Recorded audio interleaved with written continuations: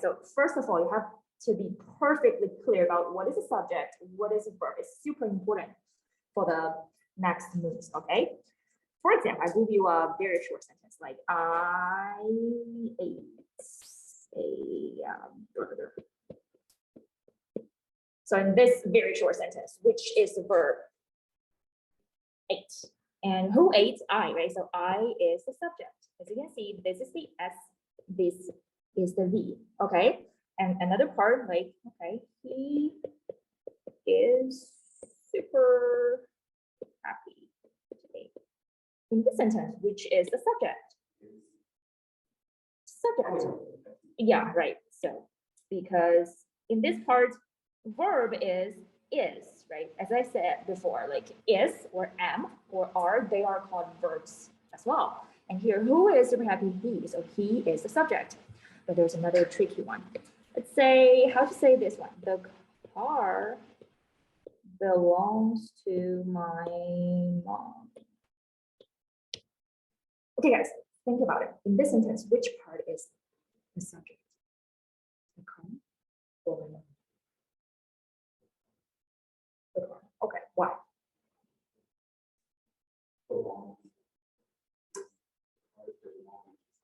Very good. Okay, so the first thing is find the verb. The verb is which one? Belongs, right? So who belongs or what belongs? Not my mom belongs, right? The car belongs. So here, the car is the subject. A lot of students have this misconception. They think, okay, subjects are people who are doing something in a sentence. But sometimes in a sentence, there's no people. Or maybe in a sentence, the people is what we call the object, not the subject. So if you're looking for the subject, always first of thing is looking for the verb, okay? And in a sentence, usually we have a main verb, or we call them a predicate verb, okay? So now we know what is the subject, what is the verb. So let's come back to our original question. What is the phrase, clause, and sentence? First of all, a phrase usually is shorter. It consists of 2 or more words, and they're working as in the whole sentence, let's say, working as a noun, or maybe a verb, or maybe a preposition. They're working for a smaller part in a sentence. They're not a sentence, okay? So like, I give you a few examples. My brother Phil. We have 3 words, right? My brother Phil, and they are actually a noun. Like my brother Phil is a student. So here, my brother Phil here is a noun. It's the subject. So it's called a noun phrase. And second one, in Richmond Hill. Like I live in Richmond Hill. So Richmond Hill working as a what? Working as I live in, right? It modifies live, so it is an adverb. It's an adverbial phrase. And the third one in the red part, also it is a phrase, because in a phrase, just remember this one. The third one is very important. Do not contain both subject and verb. This is the goal, okay? The phrase doesn't have both the subject and verb, because if you can find both the subject and verb, it's called a clause. It's not a phrase anymore. So this is a phrase. And a clause, on the other hand, is a group of words. Maybe a clause can also be very short, like 3 words, okay? But it contains both the subject and verb. Okay, but some of the clauses, they're not sentences. Okay, they're not complete sentences. Why? Let's say, I went to school. This is a clause because you can find, let's say, who can tell me, I went to school, which part is the subject? Yes, and which part is the verb? Oh, was went, right? So you have S and V, so this is a clause. And it's very complete because only one way to test it if it's complete or not. Can I put a period after it?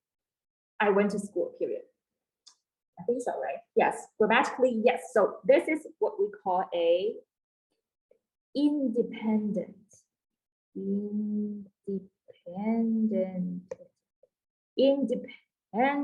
clause, which means it's very independent. It doesn't rely on anything. Okay, I went to school, period. This is a clause, independent clause, of course, without any periods, because clause has no punctuations, okay? And this one although I wasn't feeling well. Is that a clause? Okay, try to find if it is as S and V. Although I wasn't feeling well. Do we have a subject, right? Yes, the subject is I. Do we have a verb? Yes, which is the verb? Feeling. Okay, wasn't actually, right? I was, or actually I wasn't feeling. This part, all of them are called verbs. So if you have a subject and you have a verb, it is also a clause. But can I put a period after this one? Although I wasn't feeling well. No, because it's not complete. I have to say something else, right? Although I wasn't feeling well, then what, right? I went to school. So this is part of the sentence and we call them a dependent clause. Okay, so guys, please understand clearly what is independent clause and what is dependent clause, because it's gonna affect your understanding about punctuations and the sentence structures and so on. All right, so a very easy way to like make a judgment whether it's IC or DC is, can I put a period after it? If not, then it is dependent. If not, then it is independent. Okay, so this is clause. Clause is a little bit more complete compared with phrase. And the sentence. Sentence is a group of words, or we say a clause contains S and V, and also it's very complete. You can put a period mark, or maybe a question mark, or maybe an exclamation mark after it. So this is a sentence like this one. I'm taking the grammar course right now. So this is a sentence. Okay, so now I hope like everybody know what is a phrase, what is clause, and what is a sentence, especially for the clauses part. You have to know the difference between IC and DC. Okay, now let's check about this one. Based on the organization, or maybe based on like different ways these phrases and clauses construct, we have 3 different types of sentences. There's the first one called simple sentence, the second one compound sentence, and the third one complex sentence. Even though it seems like similar, right? But they're actually very different. How? The first simple sentence. Simple sentence is not a short sentence. Sometimes simple sentence can be super long. But why they're simple? Because in a simple sentence, there's only one clause, which means you can only find one subject and one main verb. Okay, be careful. I'm saying main verb, not verbs. Okay, just one subject and one main verb. Like this one. I went to a diner to take some breakfast. As you can see here, we have only one clause because here I is the subject and went is the verb, right? It's the main verb. Maybe some of you may ask like, okay, what is take? Is take a verb here as well? And went and take, which one is the main verb? Went. So what is take here? I went to a diner to take some breakfast. Like, which is the main action I'm doing right now, or I did before, right? It's went, not take. So here, to take some breakfast, this part is actually what we call an extra information. To add on more information about I went to a diner and did what. So this part is just modify the previous action. And this is not a main verb, a main action. The main action is went. So in this part, even though you can find maybe 2 verbs, but there's only one subject and one main verb, so this is a simple sentence. Okay, so be very careful. This is a simple sentence and this is a correct sentence. And how about this one? It's very, very long, right? Read carefully and tell me which part is the subject and which part is the verb. Good. So we have 3 persons. They are the subject. And which part is the verb? Oh, good. Went. Which means you have only one group of subject. Even though some subjects, they contain 3 or maybe 4 words. We call them a compound subject, but still you have a whole subject, right? So there's one subject and one verb. It is one clause. So even though it looks like super complex, but actually it's a simple sentence. So simple sentence, just one criteria, only one clause, one subject, one verb, that's it. All right. And another question, maybe not about the sentence structure part. Okay. Can anybody tell me who is my best friend in this sentence? Grace, why? Yes, I don't have 3 best friends, right? We have only one best friend because first of all, this is a singular noun. So it refers to one person. And second of all, because my best friend, this part is very close to Chris. So this person is my best friend. Okay. And another part you have to remember is in this sentence, what we call like the stuff between the 2 commas. Okay, this part is actually what we call a non-essential information. This part is actually giving you some non-essential, some not so important information about Chris, which means if you're looking for the bone, the structure of the sentence, you can delete the middle part. It's not harm the sentence, it's not harm the grammar part. Okay, we're gonna learn this part next class in the punctuation part in more details. So this is a simple sentence, no problem, right? Let's move on to the second part, a compound sentence.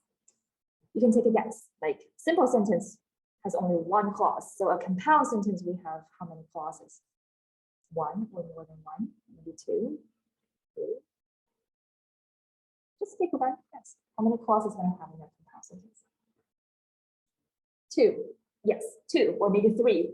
Well, more than 2 or more than 2, right? 2 or more clauses joined together with a what we call very fancy word, okay? Coordinating conjunction. I know this word sounds really grammar, right? But actually, for this part, you don't have to remember this terminology. You only have to remember a thing, what we call them a fun boys. Okay, fun boys. Has anyone ever heard of fun boys in your English class? Probably. Yes. So, Florence, what is fun boys? Regret nodding. So what is fun boys? Remember them? An acronym, like every letter refers to a word, a conjunction. I can give you a hint. Okay, here 4 means okay, F stands for 4. So can you take guess like A stands for what? And good. And N. Good. That's good. That's correct. And B stands for but. They're all small words. Yes. O stands for or. Y. Yes. Good. And S. So. Okay. So you can just remember. Okay. 7. There are 7. There are only 7 coordinating conjunctions. There are for, and, nor, but, or, yet, and so. If you see in a sentence, there are 2 parts, there are 2 clauses, and in between them, there is like one of the fun boy. The sentence is called a compound sentence. Why is it called compound? Compound actually means combining, right? Which means the 2 clauses, they're equally important, grammatically speaking. Okay, they're equally important, and they're joined together with just a fun boy. Fun boys, actually. Okay. Give you an example here, like this one. I went to the beach and I got a really bad sunburn because here we have and, so this is a compound sentence. Even though the sentence looks very easy, but it's not easy. It's not a simple sentence. It's not a compound sentence. Why? This is clause number 1. This is clause number 2. Because in every clause, I have one subject and one verb. Remember, if you see a pair of SV, then this is a clause. So this is one pair and this is another pair, S and B. So you've got 2 clauses. This is not a simple sentence, a compound sentence. And the second one, he went home so he could get some sleep. Still, we have so. This is clause number 1. This is clause number 2. Sometimes the 2 clauses, they have the same subject, but sometimes they have different subjects. Okay, but they have their individual subject, so it is called a compound sentence. What if, guys, what if I change the first one into I went to the beach and got a really bad sunburn. What sentence it is? I deleted I part in this place. Is that still a compound sentence? No, it's a what sentence? Yes, that's the whole sentence. Okay. Be confident. Yeah, it is a simple sentence because the second part is not a clause anymore because you have no subject. Okay, so grammar is not so scary. Just follow the book. You don't have SB, then you don't have a clause. Okay.